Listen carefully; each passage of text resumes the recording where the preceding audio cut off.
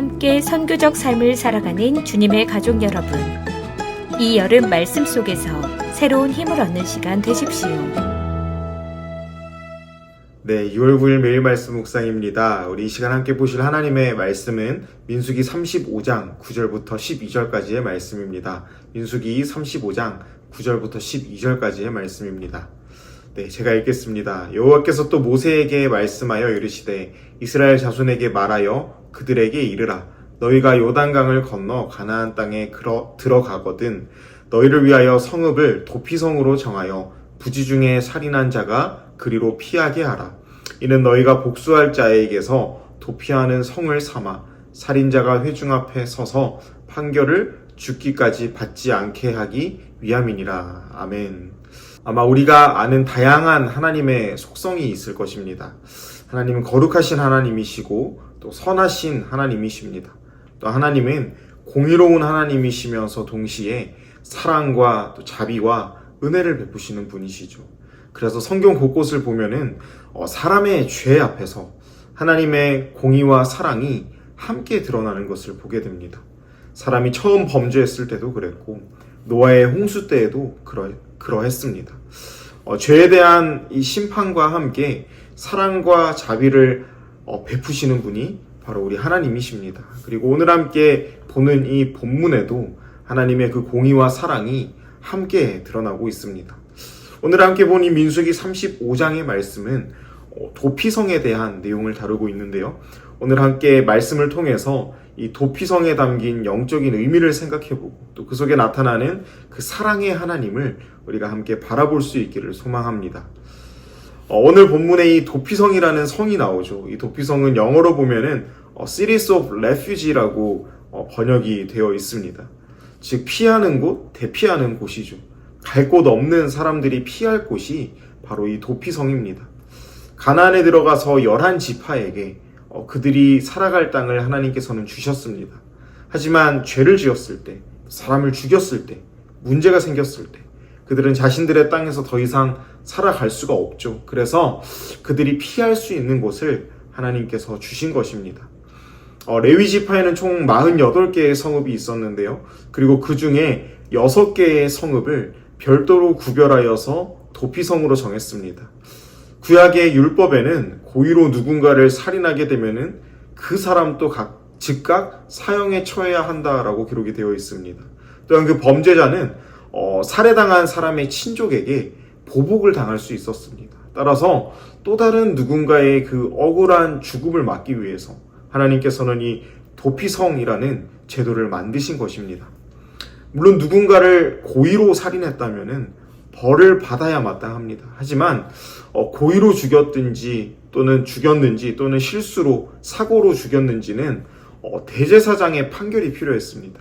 하지만 이 판결 받기 전에 이미 죽게 된 가족들이 이 사람을 죽일 수도 있었기 때문에 보복할 수도 있었기 때문에 그것을 방지하기 위해서 이 도피성이라는 것을 만들어 둔 것입니다. 그래서 일단 도피성으로 도망가고 차후에 재판을 받고 판결을 받을 수 있게 했습니다. 그래서 이 대제사장의 판결을 통해서 고의로 죽인 것이 확인이 되면은 그 사람은 도피성에서 쫓아내게 됩니다. 그리고 성 밖에서 기다리고 있었던 그 무고한 죽음을 당했던 가족들이 그 사람을 보복하게 되는 것이죠. 하지만 고의가 아니라 실수로 사고로 죽게 되었다라는 이 판결이 결정이 되면은 도피성에서 살아갈 수 있도록 해 주었습니다. 그래서 이 도피성이라는 제도는 하나님의 그 은혜와 긍휼의 법이다라고 볼 수 있죠. 또한 이 도피성은 의인이 아닌 죄인이 오는 곳이고 죄의 문제를 해결해야 하는 곳이고 또 죄에 대한 보호를 받는 곳이 되는 것이죠. 대제사장의 이름으로 보호받는 곳이 바로 이 도피성이었습니다. 15절의 말씀을 제가 한번 읽어보겠습니다. 이 6성읍은 이스라엘 자손과 타국인과 이스라엘 중에 거류하는 모든 자의 도피성이 되리니 부지 중에 살인한 모든 자가 그리로 도피할 수 있으리라. 도피성에 올 수 있는 사람이 누구라고 하죠? 이스라엘 자손과 또 타국인과 이스라엘에 거류하는 모든 자들이다라고 합니다. 즉 이스라엘 사람만 올 수 있는 것이 아니라 모든 사람들을 위한 곳이 바로 이 도피성이다라는 말씀이죠. 이 도피성을 통해서 떠올릴 수 있는 장소와 공간과 공동체가 있는데요. 바로 교회입니다. 교회의 모습이 바로 이 도피성의 모습이죠. 교회는 의인이 오는 곳입니까? 아니면 죄인이 오는 곳입니까? 죄인들이 오는 곳입니다. 죄인들이 피하여 오는 곳이고 또 예수님의 십자가 사랑으로 죄인이 의인으로 바뀌는 곳입니다. 죄인이 죄를 벗고 의인이 되는 곳이 바로 교회입니다. 교회는 의인처럼 보이는 사람들만 모여서 교제하는 곳이 아닙니다. 죄를 가지고 도피성에 와서 이 대제사장이 억울한 그 죄를 들어주고 또 살려주는 것과 같이 이 대제사장 되신 예수 그리스도를 통하여서 그 죄가 해결되고, 그래서 교회가 우리의 피난처가 되고 나를 품어주는 곳이 되고 하나님을 만나는 곳이 되어야 할 줄로 믿습니다. 사랑하는 성도 여러분, 이처럼 하나님은 죄인에게 긍휼을 베푸시는 분이시고 사랑과 자비를 베푸시는 분이십니다. 이처럼 우리가 속한 공동체, 우리가 속한 교회 공동체, 우리 구역, 내가 섬기는 그 곳 역시도 그러한 곳이 되어야 할 줄로 믿습니다. 그래서 오늘 말씀을 통해서 두 가지 정도만 좀 생각을 해보았으면 좋겠는데요. 먼저 나도 누군가의 도피성이 되어주고 있는가라는 질문입니다. 하나님께서는 우리를 교회로 부르셨습니다. 우리 그리스도인들은 이 땅에서 교회로 살아갈 수 있어야 됩니다. 그 말은 우리 삶을 통해서 하나님을 드러내고 하나님을 높여야 한다라는 것이고, 또한 동시에 교회의 역할, 정말 도움이 필요한 자들, 아픈 자들, 죄인들을 품어줄 수 있어야 한다라는 것입니다. 우리는 누군가에게 도피성이 되어주고 있습니까? 아니면 도움이 필요한 자를 불편한 존재로 생각하며 밀어내고 있습니까?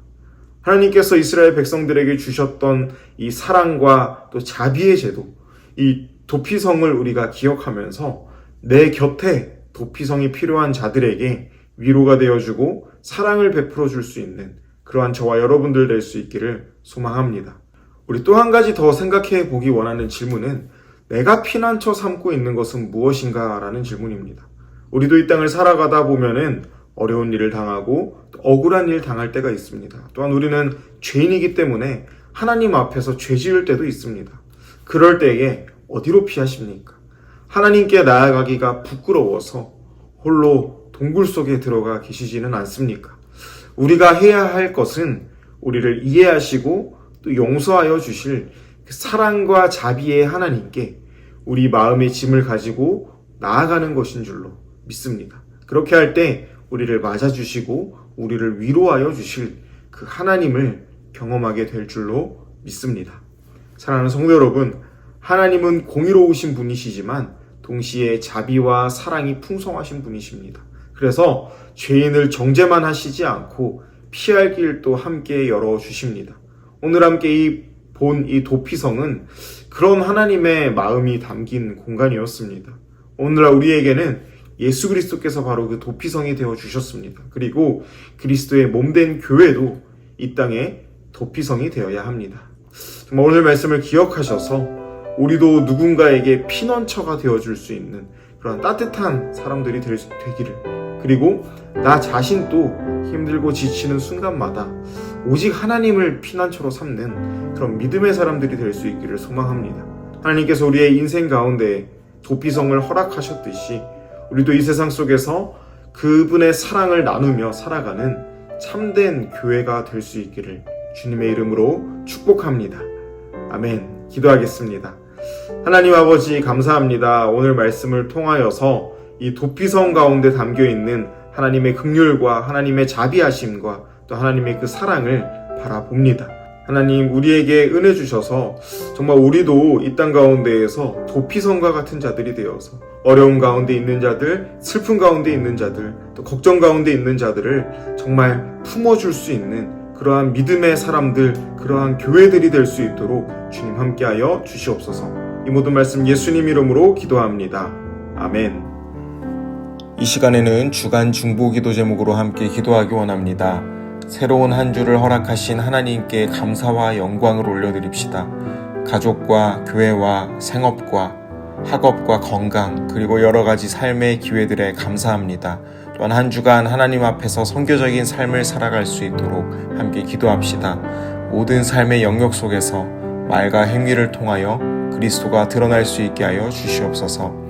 선교사님들을 위하여 기도하실 때에는 태국의 전은주 선교사님, 아프가니스탄 임도마 선교사님, 브라질의 김창현 선교사님, 맡기신 사명 잘 감당할 수 있도록 날마다 은혜를 더해달라고 우리 함께 기도하겠습니다.